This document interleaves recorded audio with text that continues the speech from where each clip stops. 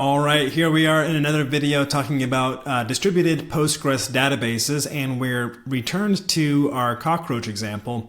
And you'll see that I have created a table of users that are partitioned based on some key values, partitioned by a list where the city will match certain values: Seattle, San Francisco, Los Angeles. And those will map to specific places. So we have AU South, which is Perth, Sydney, and Melbourne, and then we have EU West for our European friends, and then we've got US West. Now, what's interesting about this is that now when I come back over to Hasura here, I've already added a couple of users to my database, and we're going to see this fetch here as it's actually, and you're going to see why I kind of took a moment to fetch them. So we have users from Frankfurt, so Mary's in Frankfurt, Daniel's in Melbourne, and Jesse is in Seattle. And what we're going to do now is actually query and look at some of the delay times for those queries from the API Explorer. So this is interesting. I have a filter here where I'm going to be looking for specifically my Frankfurt people. And when I run that, we're going to see that we get relatively fast response times down here, right? 78 milliseconds, that's acceptable. And so that's going to be pretty consistent. If I switch this to Melbourne, where I would expect to get Daniel, look at the response time. 684 milliseconds.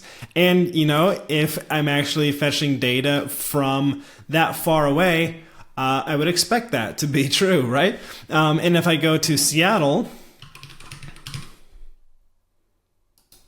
we'll see not quite as big a bit of a delay, but again, still something that's quite a bit more than our local user, because you'll recall that I set up our Hasura instance here at the Frankfurt point of presence. And so there we actually have a really practical example of being able to read data based on partitioned values for a distributed database. Let's go ahead and insert some users and just look again at some of the benefits of using this with Hasura. So I'm going to go ahead and actually create a quick mutation where I insert some users. So give me one moment to do that. Okay, here we have a mutation where we are going to be inserting users. Jack will be in Paris, Jenny will be in Perth, and Janice will be in Los Angeles. And we're going to go ahead and run that mutation.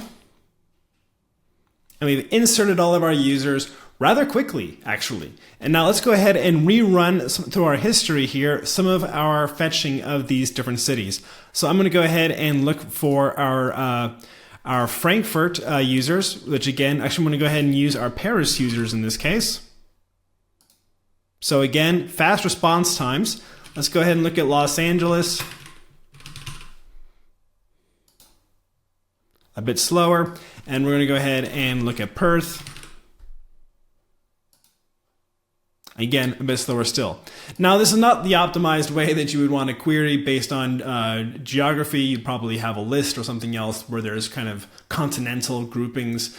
But this shows you a really classic example of how a single mutation wrote quickly into Cockroach, and then Cockroach pushed all that data into the right places of where they were supposed to live. This is the benefit of a distributed Postgres ecosystem, and just the power that Hasura gives us to not have to worry about any of that. We can write a single mutation and away it goes.